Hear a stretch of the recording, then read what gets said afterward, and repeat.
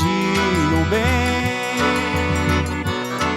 que falta me faz só dó. Sou Nara Barros e hoje trouxe aqui uma receita de pizza de cuscuz com tapioca. Mas eu já tinha uma decisão, né, que eu queria trabalhar com arte e queria, nesse universo da arte, focalizar a arte mais de raiz, essa coisa da tradição. Infelizmente, nós crescemos em uma sociedade que nega a política, né? Nós aprendemos desde muito cedo, às vezes em casa, né, com os pais dizendo política, religião, futebol não se discutem. E é com o shot do grupo Os Moringa que a gente começa o almanaque de hoje.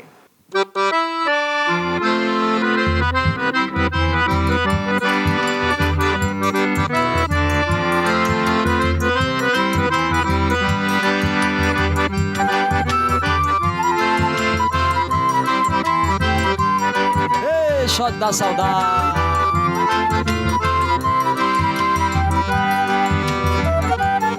Eu já sabia que um dia senti saudade sua, pedir arrego todo dia aquela lua que me inspirava em teu olhar para cantar.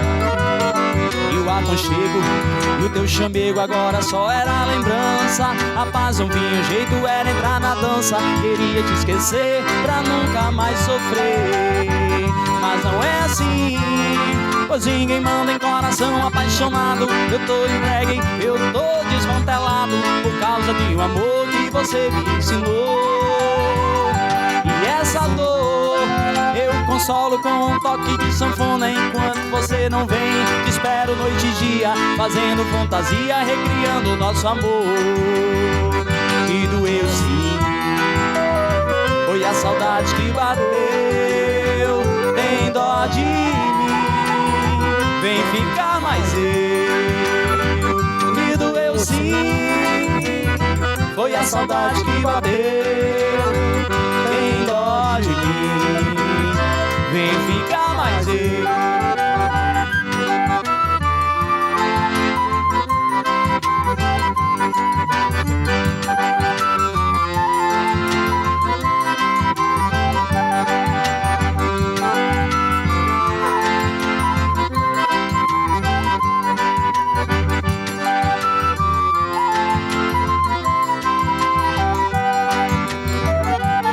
Eu já sabia que um dia senti saudade tua, pedir arrego todo dia aquela lua que me inspirava em teu olhar para cantar.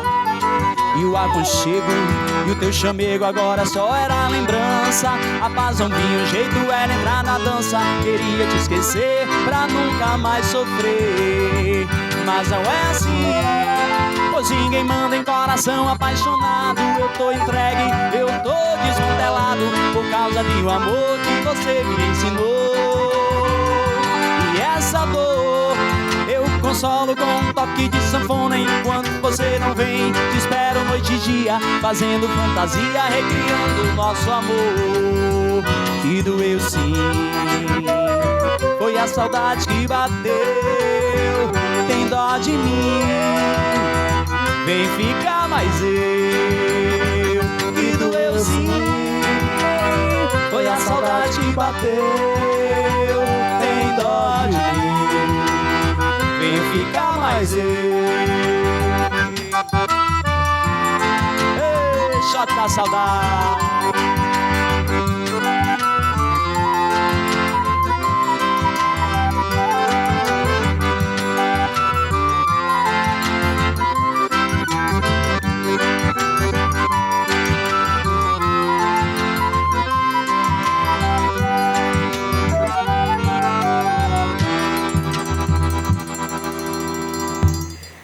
Agora a gente vai conhecer Os Moringa. É isso mesmo, o título, né, do grupo aqui tem o artigo no plural e o nome no singular. E a gente vai saber o porquê, a explicação com o Léo Siqueira, com o Raul Moringa, que é o único que tem o sobrenome do grupo, Alisson Vidal e Guaraci Lemos, não é isso? Então, por que Os Moringa? Bem, a gente quis colocar o nome Os Moringa porque o cearense não gosta muito de usar o plural não, né?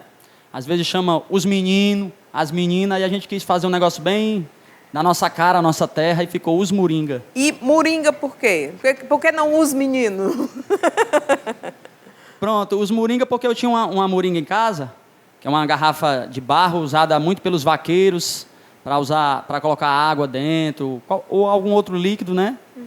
E aí eu tinha ela em casa. Às vezes eles fazem até uma moringa com cabaça, Pronto, né? É o tem formato, isso, que é aquele formato com dois corpozinhos, assim, duas bolinhas, né? Tem a com cabaça, tem a de barro, tem a de couro também, que é igual uma bolsa, né? Uhum. E por que vocês decidem, como foi que vocês se uniram, né? Porque a gente vê que tem um do Iguatu, esse aqui já é mais novo, vocês têm uma idade mais ou menos parecida, ou eu estou enganada?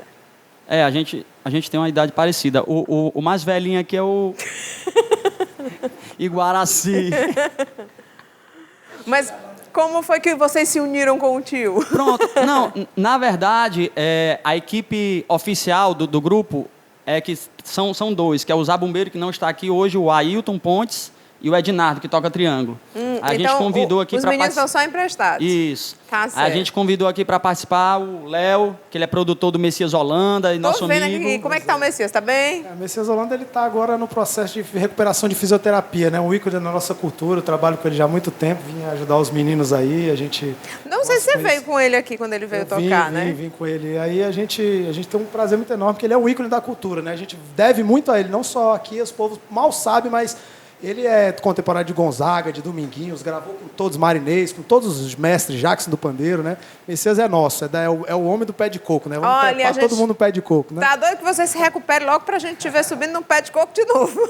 Pois é. Aí ele hoje está emprestado. Depois, se tiver tempo aí no final, eu queria até fazer uma poesia que eu fiz em homenagem a ele, ao São João. Depois, se tiver tempo, a gente fala. Então tá certo, vai ter tempo sim. E aí, hoje ele está emprestado. Isso, tanto não ele pôde como o Iguaraci. O Iguaraci que é um também grande tá emprestado. percussionista, toca zabumba, toca bateria, toca pandeiro, toca tudo, homem. Vem dar uma força para esses meninos, né? Vocês estão nessa formação parcial, mas o show de vocês é com uma formação completa, né? Então, como é que o pessoal pode acompanhar vocês nas redes sociais, saber como é que é a agenda dos Moringas? Quem quiser acompanhar os Moringa nas redes sociais... Eu só quero botar o plural. Só colocar lá os Moringa. A gente tem Instagram, Facebook, certo? Tem a nossa página também na internet, osmoringa.com.br. Agora, deixa eu te pedir uma coisa. Você falou que tem uma música, uma poesia para falar pro... Isso, exatamente. Messias Holanda, né? Então, antes dos meninos cantarem a segunda música, fala qual é a poesia. Bom, vou relembrar aqui, mas é uma poesia também, eu estou fazendo a minha parte aqui do Devolva Meu São João. Isso é uma campanha que são feitas pelos artistas do Forró Pé de Serra para lutar pela nossa cultura, né, pelo nosso patrimônio imaterial, que é as nossas músicas, o nosso São João, né? A gente vê os São Joões de Caruaru, grandes São Joões que hoje em dia não tenho nada contra, cada um com seu estilo, mas tem que ter o pé de serra. Não adianta deixar o nosso São João para as bandas de sertanejo, de axé, de funk, não tenho nada contra, cada um do seu gênero, no seu gosto, mas o São João é nosso, é do Forró Pé de Serra. O Luiz Gonzaga dizia que o São João era o Natal do sanfoneiro, né? Dominguinhos dizia que era o cavalo manco, né? Que esse forró eletrônico e esses outros tipos são cavalo manco, né? Que é aquele que vai sempre faltando alguma coisa, sempre mancando, né? E o forró verdadeiro é esse nosso forró original. Então a poesia é uma poesia curtinha que é assim: Devolvo o meu São João, de Jackson do Pandeiro, Dominguinhos e Gonzagão. Devolvo o meu São João, porque de axé, sertanejo, de funk, ele não precisa não. Devolvo o meu São João, do pé de coco do Messias, do trio nordestino e dos três do Nordeste com a sua maestria. Devolvo o meu São João, de Marivaldo e Marinês, que o Forró Pé de Serra continue todo dia e todo mês.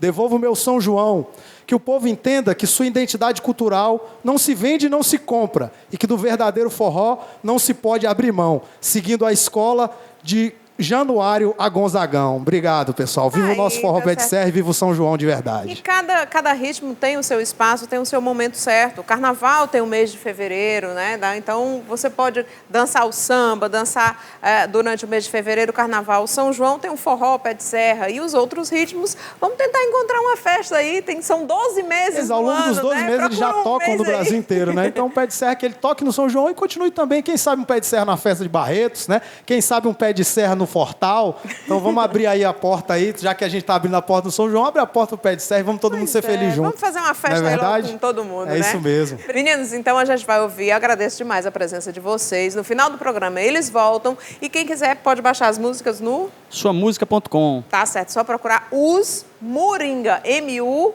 RINGA, sem S no final. Mais uma vez, obrigada pela presença de vocês. Vamos de música.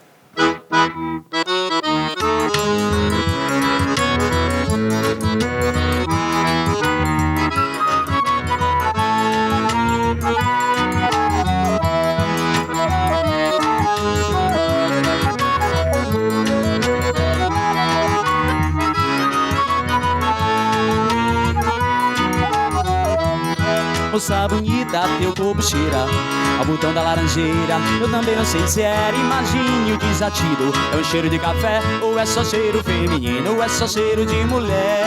Moça bonita, teu olho brilha qual estrela matutina. Eu também não sei se era, imagine a minha sina. É um brilho pro da fé ou é só brilho feminino, ou é só brilho de mulher. Moça bonita, seu beijo pode me matar sem compaixão. Eu também não sei se era ou por imaginação. Pra saber você me dê esse beijo assassino nos teus braços de mulher. Moça bonita, seu beijo pode me matar sem compaixão. Eu também não sei se era ou por imaginação. Pra saber você me dê esse beijo assassino nos teus braços de mulher.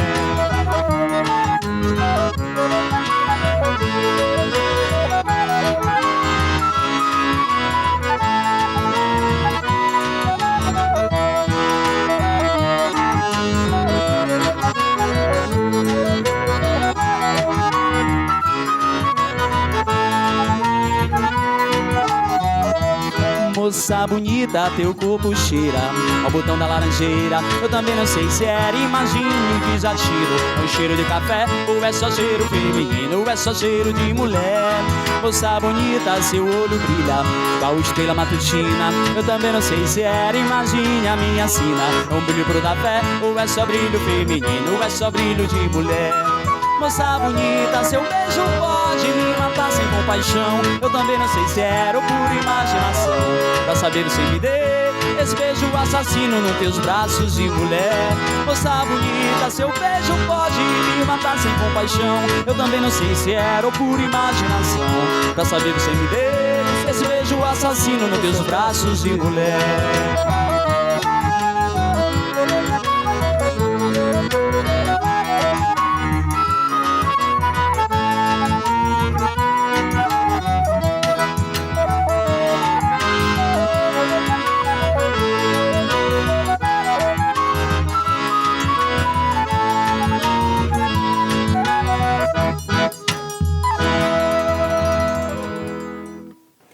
Você acha que a escola brasileira deveria ensinar e despertar nos nossos jovens o interesse pela política e promover ações de valorização da nossa cidadania?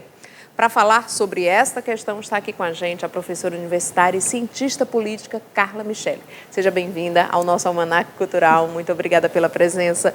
Professora, a gente ainda ouve, mesmo depois de toda a abertura política que se tem nesse país, né, ou que se acha que se tem nesse país, pessoas dizendo que não são interessadas em política. A cada 2 anos a gente tem que escolher prefeito, governador, presidentes, deputados, vereadores, e as pessoas dizem, só vou porque sou obrigado, não quero saber de política. Só que elas esquecem que é essa política, que são esses políticos que vão resolver o salário deles, que vão resolver a questão econômica, que vão mexer com o dia a dia deles. E que é preciso ficar atento à política. O que a senhora teria a dizer, ou tem a dizer, ou a alertar essas pessoas, já que é uma cientista política, e que ainda ouve isso, inclusive em sala de aula, né? Carla, que satisfação, né? É sempre um prazer enorme participar desses momentos, né? Que são oportunizados para que a gente possa falar com cada vez mais pessoas sobre a importância de discutir a política, né? Infelizmente, nós crescemos em uma sociedade que nega a política, né? Nós aprendemos desde muito cedo, às vezes em casa, né? Com os pais dizendo política, religião, futebol não se discutem.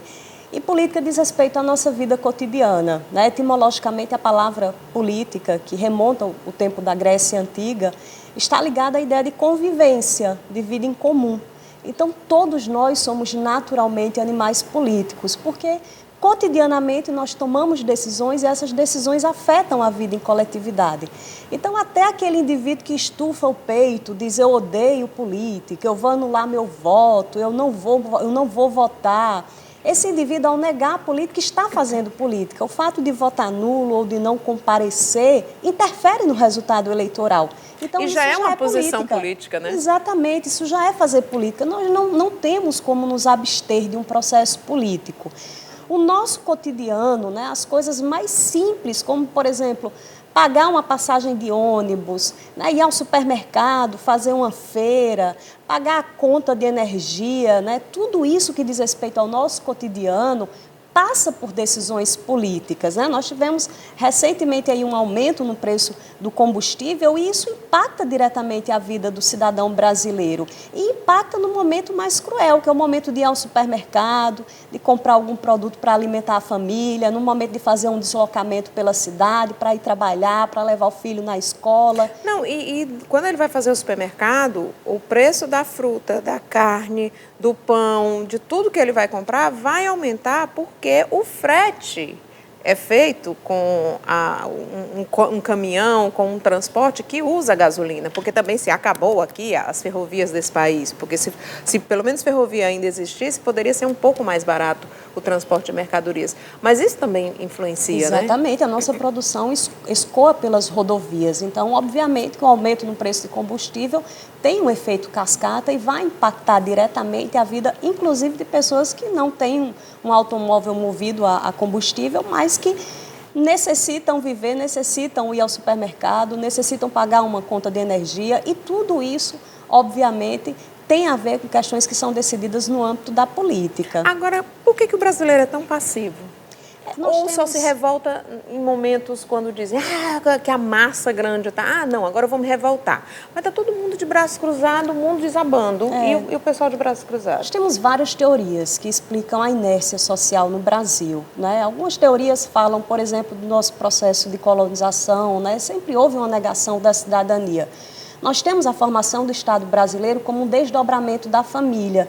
Né? Os nossos representantes se comportam como se fossem senhores de engenho, né? Que na época do Brasil colônia mandavam em todas as coisas, todas as pessoas, e existia um escravo ali reprimido, calado, ordenado. Então é como se nós tivéssemos ainda essa memória da escravidão, né? E nós não nos sentimos com condições de fazer alguma transformação na nossa sociedade. E por que é que quando ele vê outro país lutando, outro povo, vizinho às vezes até, brigando por uma cidadania, por um direito político que foi perdido, um direito trabalhista que foi perdido, ele diz, olha aí, não vou fazer isso não, se aquilo dá certo, isso aí...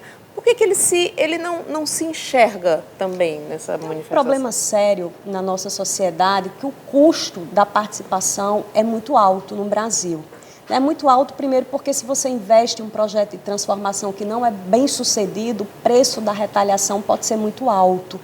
Então, isso acontece reiteradamente, por exemplo, em processos eleitorais, né? Quando você vota num candidato, apoia, manifesta o seu apoio a um candidato que não é vitorioso, você acaba pagando um preço muito alto por isso, por causa de perseguição política.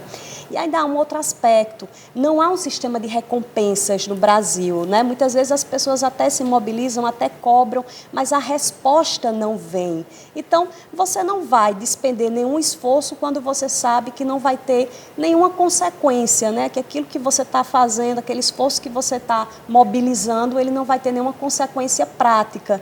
Então, nós tivemos, por exemplo, né, no período de 2013, 2014, o período que antecedeu a Copa, o período da Copa do Mundo, por exemplo, grandes manifestações no Brasil. Não vai ter Copa, não vai ter Copa. Não vai ter, teve Copa, né? E manifestantes que cobravam mais saúde, mais educação, menos corrupção, né? Corrupção talvez tenha sido Parece uma das que foi bandeiras. piorar, né? Parece que a situação não avançou muito. Não, e depois se descobria que aquele que estava se manifestando contra a Copa, que estava contra a corrupção, também era corrupto. Então o negócio está feio aqui, né? É difícil, né? Porque nós temos uma sociedade muito permissiva e que relativiza muito questões morais. A gente acha que corrupção é quando um político, por exemplo, um representante, ele é pego no esquema de fraude ou recebendo algum tipo de propina.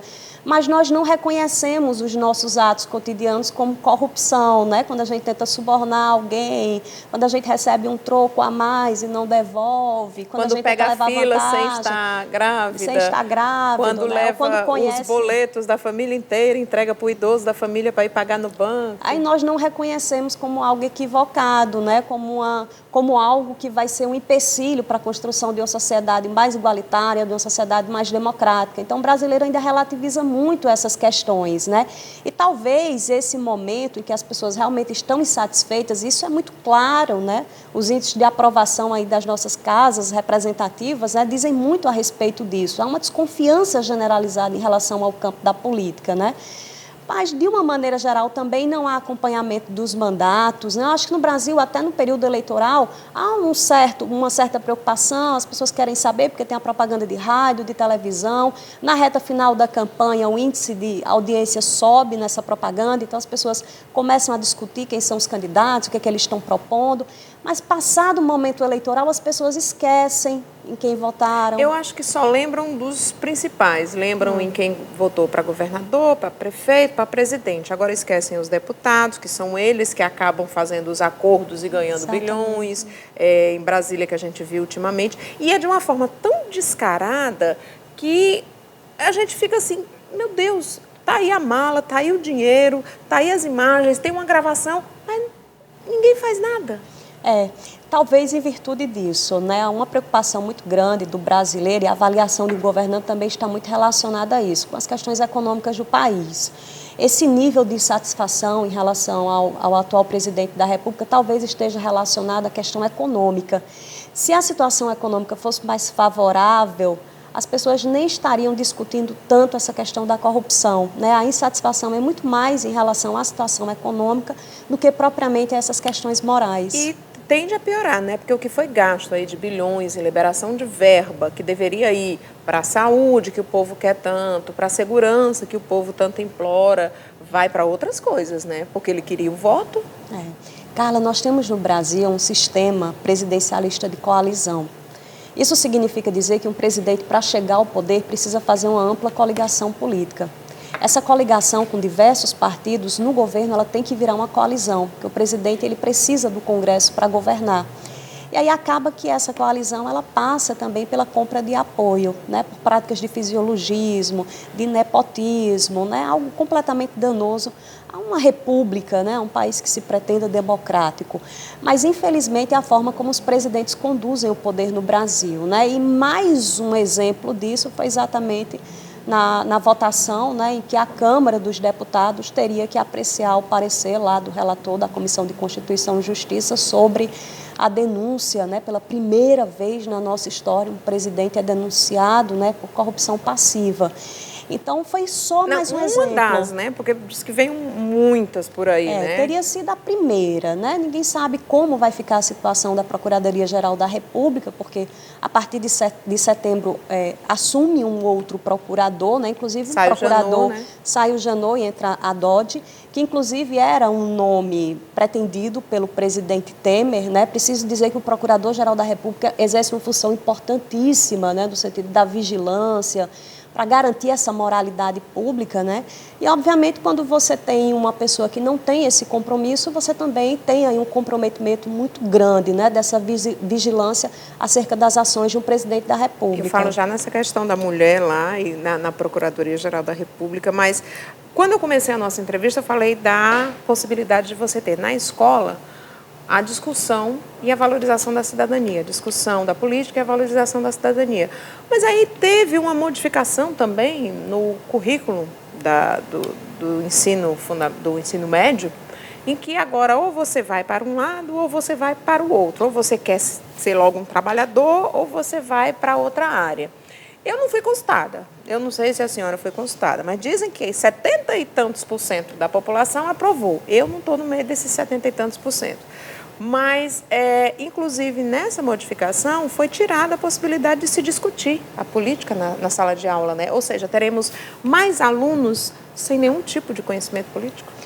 Nós temos um problema muito sério no Brasil. É assim, não se discute política em casa e quando se fala sobre política, geralmente é numa situação dessa que envolve escândalo, né? Para piorar ainda mais, agravar ainda mais e aumentar a rejeição que as pessoas têm à política, né? A gente sempre se dirige aos nossos representantes, sempre trata das relações no campo da política como algo extremamente nocivo, né? Sempre a política está muito relacionada à corrupção. E isso também nós verificamos nos meios de comunicação, né? Então, na novela, quem é o político? É o corrupto, é o ladrão, é alguém que está lá só para se dar bem. Ou então, quando é honesto, é o enrolado da história, da trama todinha. É o pobre que é passado a perna por todo mundo. Todo mundo passa a perna nele. E morre na metade da novela. Lembrei de uma novela aqui. Então, assim, quando ocupa o espaço nos telejornais, né? Sempre para mostrar algo negativo, né? Então, você tem uma desqualificação muito grande da política na família, nos meios de comunicação, e na escola não é diferente, né? Eu acho que cada vez mais os próprios professores, né, por causa dessa nossa rejeição muito grande à política, né, evitam essa discussão que deveria ser fundamental e deveria perpassar por todas as disciplinas, né? Eu acho que um professor de matemática pode ensinar cidadania, ele pode, por exemplo, ensinar abrindo as contas do portal da transparência para mostrar para os alunos como é que funciona a arrecadação, como é que se faz uma receita, como é que se cobra tributo. O professor de geografia, obviamente, que pode fazer isso, um professor de história, um professor de português pode pegar, por exemplo, uma propaganda eleitoral para discutir discurso político, né? Discurso do campo da política, o que é que ele mostrou que ele faria numa propaganda eleitoral e o que está acontecendo hoje na condução do mandato. Então, qualquer professor poderia trabalhar com coisas que dizem respeito ao nosso cotidiano e ajudar nessa transformação da nossa cultura política, porque a nossa cultura política é extremamente perversa, né? Enquanto nós tivermos aí uma minoria que adora política, se locupletando do poder, e uma maioria estufando o peito e dizendo que odeia política, a gente não sai do canto. Não, é que parece assim, tem uma dicotomia, ou é o coxinha de um lado ou é o petralha do outro, né?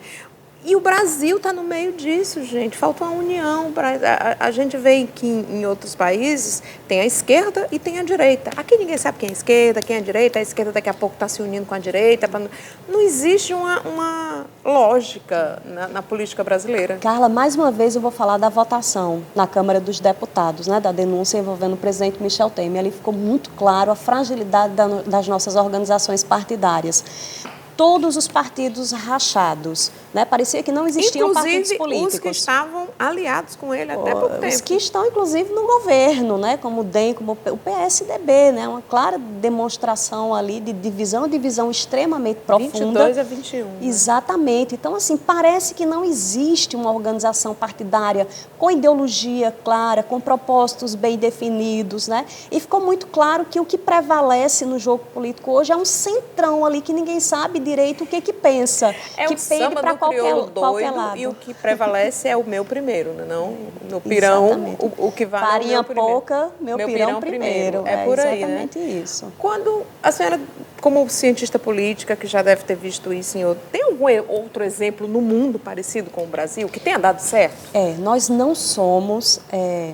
A corrupção não é exclusividade da nossa sociedade ou da nossa época. Pior que a nossa é escancarada e no nosso caso, você tem uma sociedade permissiva, talvez esse seja o maior problema, né? Mas em outros lugares do mundo, onde há uma sociedade civil mais atenta, a representação política atende melhor às expectativas e às demandas do povo, né? Onde você tem, por exemplo, nos países escandinavos, né? Até pouco tempo, os representantes eles recebiam um cartão em determinados países para se locomover em transporte público.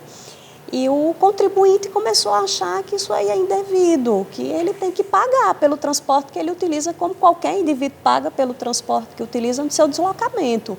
Ele já recebe um salário que é o suficiente para pagar por isso, né? E nem de longe chega próximo ao que os nossos representantes recebem aqui no Brasil, porque nós temos um dos parlamentos mais caros do mundo, né? Então, há países em que você tem, a corrupção não é exclusividade do Brasil, mas a forma como as pessoas se comportam em relação a isso é que faz com que no Brasil ela seja endêmica.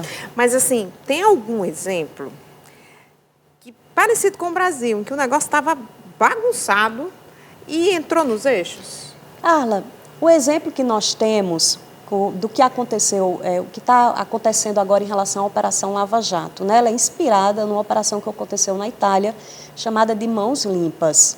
Uma operação muito parecida, né? Que revelou um grande esquema de corrupção.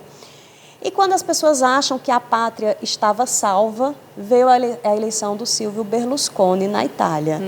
Então, enquanto nós não tivermos, isso aí demanda um esforço muito grande. Mas lá também se endeusava procuradores, juízes. Muito, inclusive vários que foram os grandes responsáveis pela condução das investigações depois se candidataram. Ah, tá certo. E acabaram se utilizando das mesmas práticas daqueles que eles ajudaram a aprender. Entrando na Lava Jato depois que acabaram eles entraram. Depois.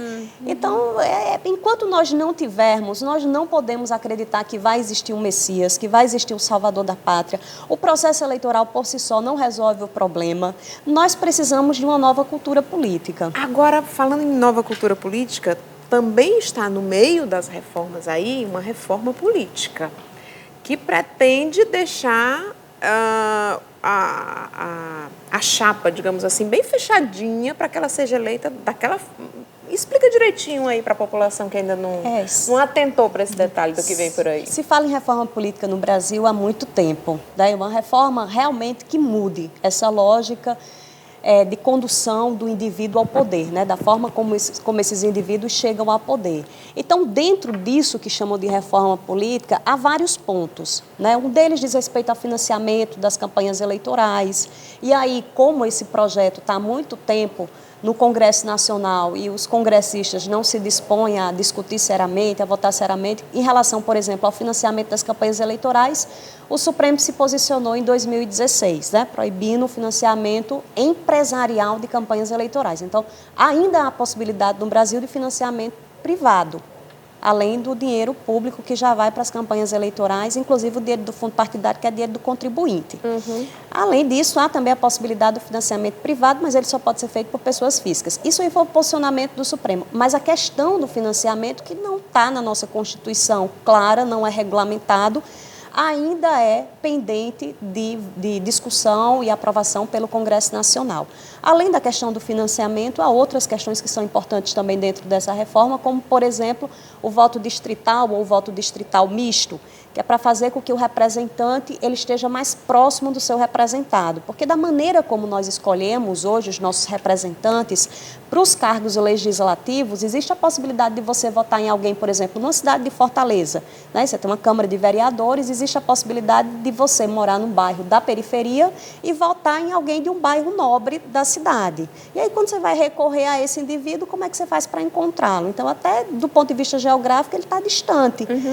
E aí existe a possibilidade, dentro desse projeto de reforma, de um voto distrital ou um distrital misto. Né? Seria, no caso distrital, o indivíduo votaria nos candidatos do seu distrito, assemelhando a eleição de um vereador, de um deputado, a uma eleição majoritária, a eleição de um prefeito ou de um governador.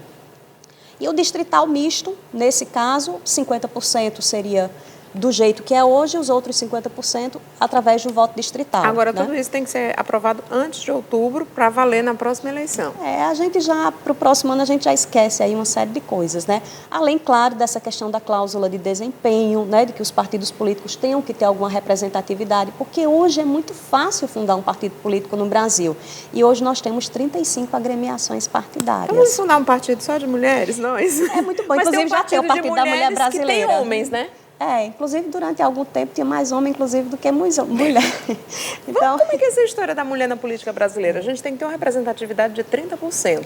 A gente chega a esse percentual? Na realidade, os partidos devem ter 30% de vagas destinadas a candidaturas femininas. Isso não significa dizer que essa mulher vai se eleger. Não. Porque o que nós estamos acompanhando é que, embora tenha crescido a participação feminina na política, ainda é um desafio muito grande. Né? As mulheres começam a participar da política no Brasil de maneira regular a partir da década de 30, né? Somente em 32. Lá no Rio Grande do Norte. Lá no Rio Grande do Norte foi eleita a primeira prefeita, lá em Lages, e lá em Mossoró votou a primeira mulher, ainda em 28.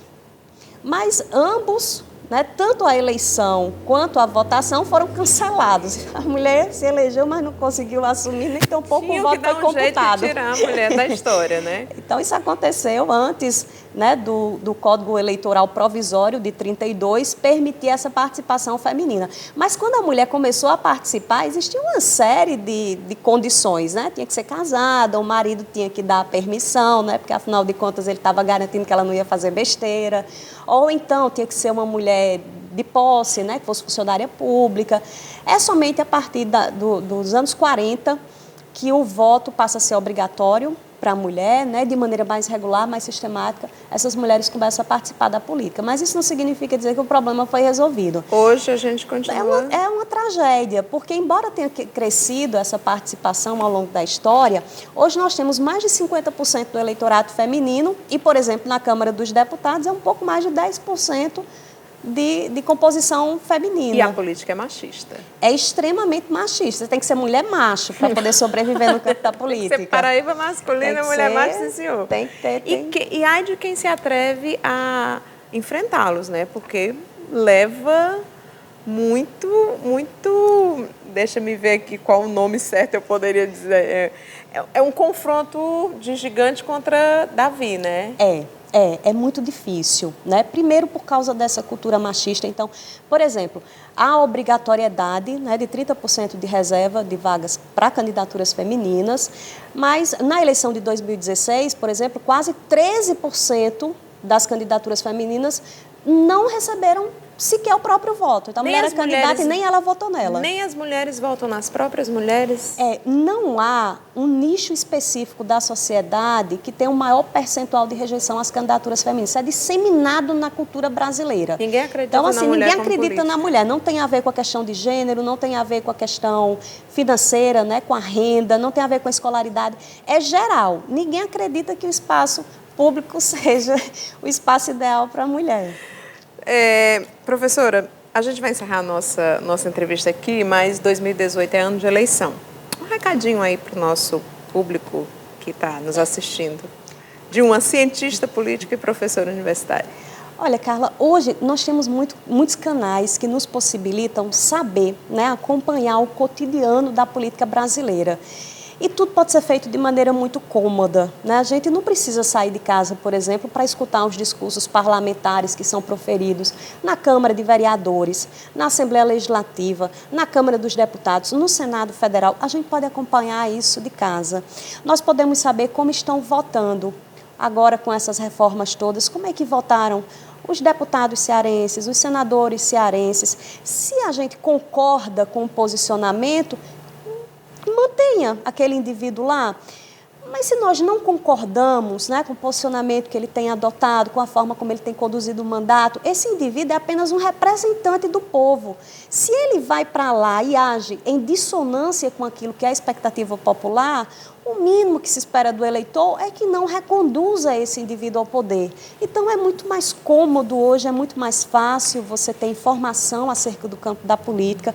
Às vezes são alguns minutos diários e vão fazer uma diferença enorme, né, no sentido de que a gente realmente construa uma representação que atenda às nossas expectativas. Eu acho que o povo brasileiro merece isso. Tá certo. Obrigada, doutora, pela sua presença, por Obrigada sua participação aqui no nosso Almanaque Cultural. Pois é, prestem atenção, 2018 está vindo aí, tá? E agora a gente vai para um rápido intervalo e volta já já para falar das manifestações culturais, da nossa cultura popular cearense e tem também o nosso tradicional quadro de comer. É já já.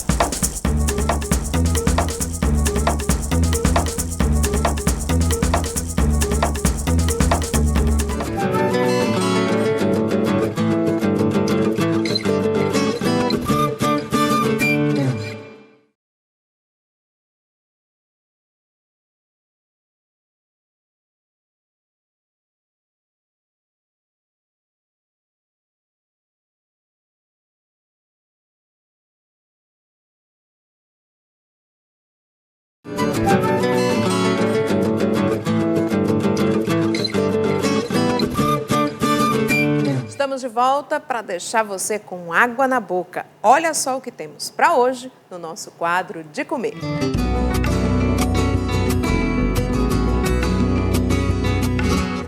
Olá, Carla Soraya, meus amigos do Almanaque Cultural. Sou Nara Barros e hoje trouxe aqui uma receita de pizza de cuscuz com tapioca. nós vamos precisar de 2 xícaras de farinha de milho, ou flocão ou fino, certo? 2 colheres de sopa de tapioca. Essa que nós estamos usando é aquela tapioca já molhada, aquela farinha para tapioca já umedecida, certo? Vamos precisar de sal, que é a gosto, orégano. Vamos precisar de 200 gramas de queijo mussarela, 200 gramas de carne do sol, 100 ml de molho de tomate e vamos precisar de um pouquinho, né, de queijo de coalho só para finalizar. Então vamos dar início à nossa receita. É bem simples. Vocês vão pegar a farinha de milho, tá? Vão misturar com a farinha de tapioca, ó. Vão colocar o sal, um pouquinho de sal. E nós vamos acrescentar mais ou menos uns 50 gramas só de queijo mussarela. Que esse queijo vai ajudar a dar a liga na nossa massa, certo? Bom, aí agora nós vamos umedecer a nossa farinha de milho, certo? Como se eu fosse fazer um cuscuz normal em casa, né? Eu vou fazer um cuscuz, eu não molho, né? Essa farinha de milho é a mesma coisa. O ponto é o mesmo, certo? Coloca a água e vai mexendo até você ver que ele está bem úmido, certo? Eu vou pegar aqui na mão, ó, e vai ficar aquela bolinha, tá certo? Aí você já sabe que está no ponto. Pronto. Agora eu vou utilizar um micro-ondas para a nossa massa, para dar o ponto de assar na nossa massa. Então eu vou precisar de um prato, que você pode utilizar ou redondo ou quadrado, o modelo que você tiver em casa. Não precisa passar nada no prato, ó. É só colocar a massa, certo? E aí agora, ó, nós vamos espalhar, tá? Espalha.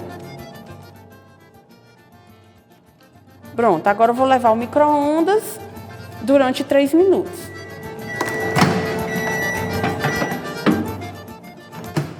Prontinho, ó, passaram os 3 minutos. Agora nós vamos finalizar aqui, ó, vamos rechear. Coloca um pouquinho do molho de tomate. Bom, eu vou dar uma dica, certo? Aqui eu coloco sempre, quando eu vou fazer uma pizza de frango ou de carne do sol, eu sempre coloco primeiro a carne do sol ou frango, que é para quando eu colocar no forno, né, ou no micro-ondas, não ressecar essa carne.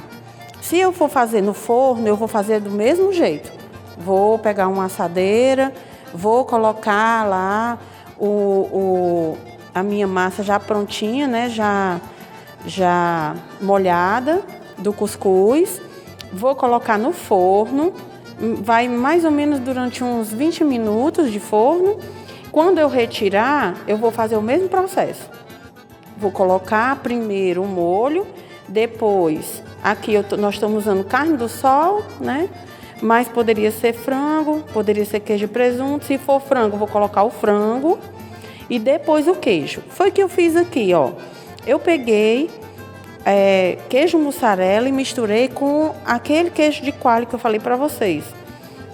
E aí, ó, eu vou só finalizar agora com o queijo, ó. Coloco o queijo, certo? Se eu quiser regar com um pouquinho de manteiga de garrafa, né? Também pode, tá? No lugar do azeite. Vai ficar mais gostoso. Agora o orégano, ó. E aí eu vou levar ao micro-ondas novamente por mais 1 minuto e meio.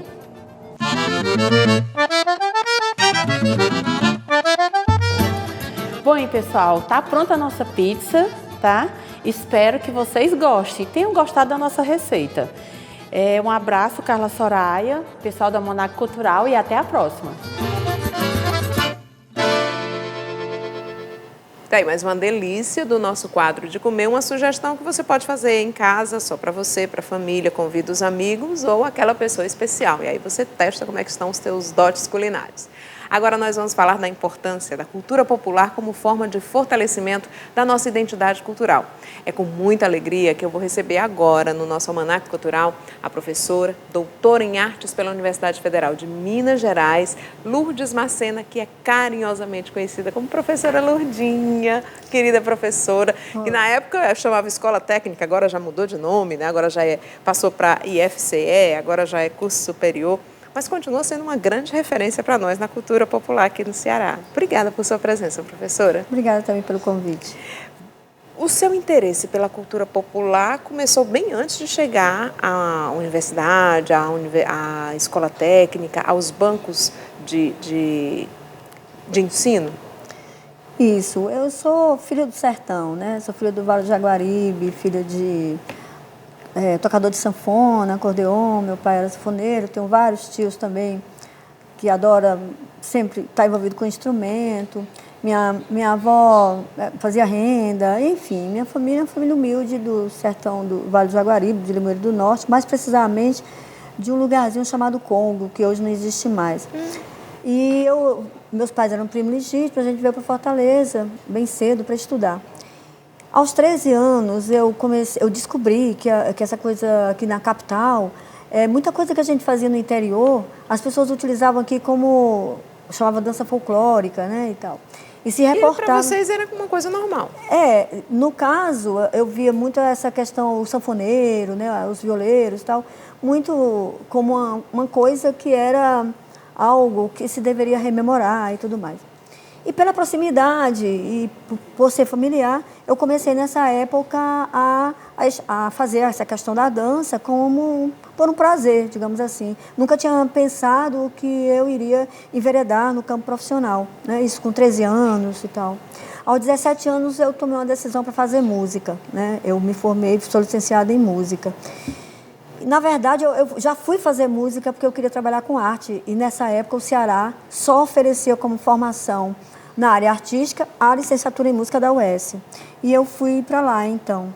Mas eu já tinha uma decisão, né? Que eu queria trabalhar com arte e queria, nesse universo da arte, focalizar a arte mais de raiz, essa coisa da tradição. E então, foi aos 17 anos que eu enveredei para trabalhar mais profissionalmente com a questão da tradição popular. Nunca pensei também que iria para o Serviço Público Federal, né? Eu sabia que iria para a docência, né? Eu já tinha tomado essa decisão e que meu trabalho seria com arte e seria ligado à docência artística. E adorava violão, desde os 13 anos que eu já mexia com violão e com flauta doce também. E tinha essa questão da sanfona em casa, muito presente. E então comecei a me aproximar de outros universos musicais, mas a música de raiz, a música da tradição era o mais forte em mim, sempre foi. E essa vontade de ser professora foi incentivada, né? Ou quando a senhora decidiu, não, eu quero fazer música em casa, o que foi que a senhora ouviu do pai, da mãe? Na verdade, veja bem, por ser uma família sertaneja, humilde, a educação do sertão é que a música, a arte, ela é para aqueles momentos que a gente não tem o que fazer. Então, assim, foi meu desesperador, né, para o meu pai, assim, quando eu falei para ele, eu vou fazer vestibular para música. Como assim para música? Né? Então, foi difícil, porque ele não compreendia que eu poderia sobreviver, sustentar minha família, até ajudá-los, né, através disso. Então, também teve essa coisa do convencimento. A minha mãe, não. A minha mãe, ela sempre criou a gente com aquela atitude que eu acho que é a mesma que eu tenho também perante minha filha e meu neto também, aquela atitude de que criava os filhos para ser feliz. Então, ela entendia que algumas coisas tinham que ser orientadas e as outras tinham que ser respeitadas. Assim. Uhum. Mas meu pai foi difícil, né? Mas assim mesmo eu fui para a música, mas quando eu disse que iria para o vestibular, mas quando ele soube que eu havia passado no vestibular, que eu tinha entrado, aí então houve uma aceitação, porque nós somos de um universo de um universo familiar que nessa época esse lugar onde nós vivíamos tinha uma certa entendia-se que a universidade seria um trunfo, porque era um lugar extremamente difícil. Inacessível, né? Ia ser doutor, de qualquer forma. Então, né? isso era um lugar, não é como agora. Assim, eu vejo que há mais facilidade agora, né? Eu falo sempre isso para os meus alunos. Né? Até porque hoje tem mais universidades, faculdades, né? E tem mais oportunidades para o... Não sei agora, né? Mas até Não sei a partir de agora, né? Não sei a partir de agora, nós estamos num tempo difícil, mas até então a gente estava tendo muita abertura para o filho do pobre, né? O filho das famílias mais humildes, digamos assim. Mas, então, desde os 17, desde os 13 eu já fazia uns bicos, digamos assim, tinha umas bolsas, né? Eu sempre tive uma virtuosidade com essa questão da arte. Então, sempre surgiam oportunidades. E aí eu consegui algumas bolsas desde os 13 anos. Então, aos 17 eu já estava trabalhando, né? Minha carteira profissional foi assinada aos 17 anos. Naquela época podia, né? Assinar antes dos 18, né? Não precisava ser menor aprendiz. Não, e aí eu já fui assinada profissionalmente, eu fui assinada como docente, né? E eu comecei a trabalhar. A minha vida profissional no magistério, eu tenho experiência desde o maternal, os 2 anos de idade, até agora que eu estou coordenando o mestrado profissional em artes. Nossa. Então, eu tive a oportunidade de ter experiência na docência artística, assim, em todas as fases. Mas eu sempre trabalhei com danças populares. E eu acredito que essa facilidade que eu tinha para trabalhar, e que tenho, para trabalhar com a questão tanto do teatro popular, com a dança popular, tem a ver também com a minha formação musical. Se eu não tivesse a formação musical, talvez eu não conseguisse êxito. Não tivesse trilhado esse caminho. Com a, não vou dizer facilidade, mas para ter as respostas positivas que eu tive até então. E esse caminho te levou para outros países também, né? Assim, eu tive durante um certo tempo, eu tive a oportunidade de dançar no Tradições Cearense, que é um grupo que durante muito tempo teve uma história, e acho que o Tradições ainda tem uma história, mas eu sempre ligo a história do Tradições Cearense à figura da professora Zeni Colares. Eu acho que ele foi do tamanho que sempre ela pôde ser. E isso me trouxe uma oportunidade muito grande também, né, de conhecer propostas, de conhecer formas, e de conhecer maneiras de se trabalhar com a questão da cultura popular, e também de não, porque inclusive teve passos que eu não quis dar, né?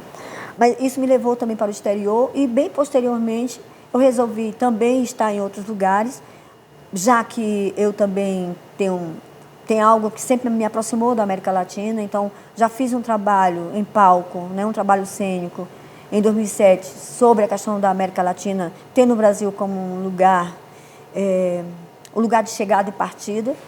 E agora estou novamente com esse trabalho. É o trabalho que eu vou, no final do ano, vou levar como marca dos 35 anos do Grupo Miraíra e dos meus 40 anos de magistério. Vamos falar do Grupo Miraíra, quem fazia parte da formação inicial? Olha só, o grupo, quando eu entrei na antiga escola técnica, eu já entrei para começar o grupo, né? Já havia um pensamento da instituição. Muita gente acha que o grupo foi uma ideia minha, né? Não, o grupo foi uma ideia da escola técnica. Naquela época, a escola queria ter um trabalho... Que ano foi? Foi em 82.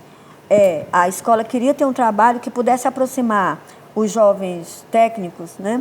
O pessoal que ia para a indústria, com aspectos que envolviam a questão cearense, o homem cearense, a tradição, né? Então, eles achavam que um trabalho como esse poderia aproximar os meninos que tinham uma carga muito grande de ensino técnico-tecnológico, né? Poderia aproximar dessas questões que eram importantes na questão identitária. Então, foi uma ideia da instituição. Agora, eu fui o elemento para elaborar o projeto, para elaborar e dar vida, né? Mas não foi uma ideia minha, foi uma ideia institucional. E eu abracei porque já entendia até onde isso podia me levar e também o que a gente podia conseguir com eles, né? Como ao longo desse tempo, eu tenho histórias, as histórias que contam é que várias pessoas, independente de terem seguido a questão artística, até porque o grupo nunca teve como primeira questão, pelo menos na época inicial, de ser um grupo para uma formação artística específica. Ele era um grupo que tinha uma preocupação com uma formação voltada para a questão identitária, se utilizando da arte. A arte, ele era o caminho para estreitar o afago, o afeto e trazer os meninos. Né? Então, era mais fácil eu trazê-los através do tambor, através da música, através da dança, para vir falar sobre o pescador, a mulher rendeira, a questão do cordel, né, a brincadeira do coco, os mateus, etc. Era mais fácil aproximá-los das questões dessas comunidades, porque algo que foi sempre a questão do Grupo Miraíra, né, na verdade, na época, em 82, tinha outro nome, mas sempre foi o mesmo grupo, é a questão de estabelecer nos meninos uma compreensão de que tudo isso que a gente tanto gosta, né, o reizado, essas brincadeiras das quais eu falo, sempre tem comunidades por trás disso e que são comunidades que têm muitas demandas sociais e têm questões de sustentabilidade no que diz respeito ao meio ambiente, etc. e tal. Professora, agora antes de encerrar, eu queria uma opinião sua. A gente vê a cultura popular tentando resistir ali, mesmo com todos os prós e contras que a gente acabou de ouvir a senhora falando, mas como é que a gente mantém essa cultura popular viva diante de uma massificação que existe aí no país inteiro, no mundo, né? De músicas que você tem que, principalmente o jovem, né? Tem que deixar de lado o que é seu para dançar igual a Anitta, para dançar igual a Beyoncé, para dançar igual a Jennifer Lopez ou quem quer que venha de lá para cá. Veja bem, as coisas elas não são excludentes. Eu nunca trabalhei com meus alunos dizendo você vai fazer isso e não vai fazer aquilo. Eu sempre quis trabalhar com eles, e ainda hoje trabalho assim, dizendo para eles que nesse mesmo universo, agora em 2017, quando a gente está aqui na capital e tendo todos esse universo artístico do qual você mencionou e outros mais, e a TV e o celular e todas as coisas que nos aproximam de uma coisa mais midiática e mais de cultura de massa e etc. Nesse mesmo momento, nós temos também comunidades que têm outra lógica de vida, outras formas, pelas dificuldades que têm de acesso e etc. e tal. Então, essas músicas, muitos desse universo de arte continuam.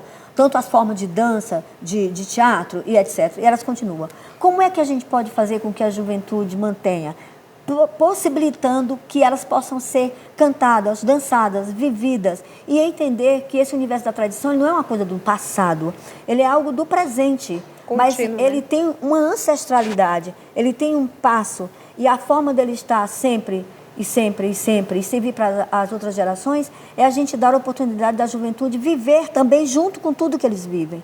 E até aproximar desse tipo mais generoso, porque essas brincadeiras, essas danças, essas formas bailadas e cantadas, eles têm uma outra lógica de vidas. São trabalhos comunitários.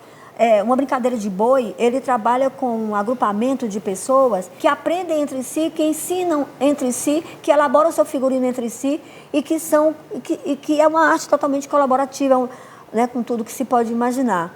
Então, é preciso que a gente aprenda com eles, né? Porque a gente mora hoje num condomínio onde as pessoas que estão vizinhas uma a outra não sabem quem é o outro. Né? Então, essa generosidade, essa gestualidade que convive com essas comunidades populares tradicionais precisa estar na capital também.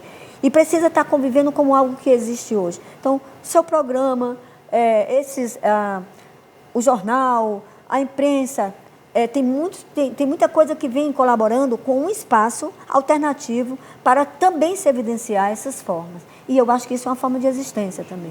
Bom, mais uma vez, muito obrigada por sua presença aqui no nosso Almanac Cultural. Foi um prazer. Espero que, quando tiver novidades aí, possa nos contar, que a gente reproduz essas novidades aqui para que a população que nos assiste pela internet em qualquer lugar do planeta possa também se inteirar do que está acontecendo aqui. Obrigada, professora. De nada. E a gente vai encerrar a nossa edição do Almanac de hoje com Pé de Serra, a música Pé de Serra dos meninos que formam o grupo Os Moringa. A gente vai ficando por aqui. Um grande beijo, Ceará, um beijo, Maior Brasil, um cheiro grande para todo mundo e até a próxima edição do Almanac Cultural aqui na sua TV Assembleia, a TV da nossa gente.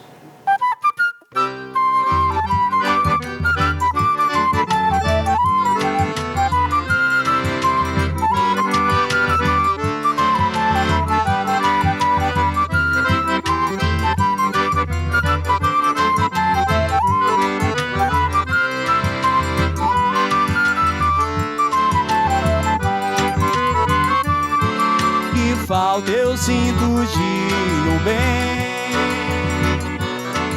Que falta me faz um só dó. Mas como eu não tenho ninguém, eu levo a vida assim tão só. Eu só quero um amor que acabe o meu sofrer. Um xodó pra mim, do meu jeito assim.